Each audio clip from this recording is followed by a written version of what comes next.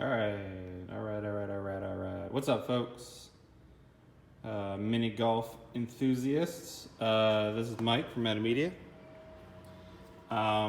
Today we're talking about how to make a putter.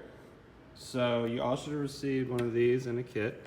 If you haven't, you can come back into the library and pick one up, or you can go to your local hardware store. It's, I want to say 1 inch diameter. PVC pipe, pretty easy to get. Anyway, the way I'm thinking about it, there's like 2 ways to make a putter work. The one is to put a hole in something and then stick this down into it. And the other is to create a putter like this one that has something you can insert into the hole and then tape or glue. All of them are gonna include tape or glue, the way I've thought of it, but get creative and do your own thing.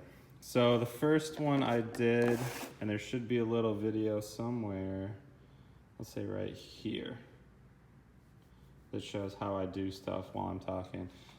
It's just a block of wood that I found, and then used this drill bit. This is 1 inch diameter drill bit to drill a hole in it. The thought is that this can now drop in there, squirt some hot glue in there, and you got a little putter.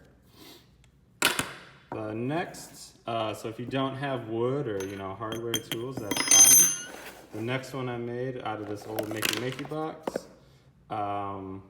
cardboard. So I used the scissors to puncture a little hole in it, and then this little saw doohickey, which is okay, to cut an X, and then I just dropped this bad boy right down in there.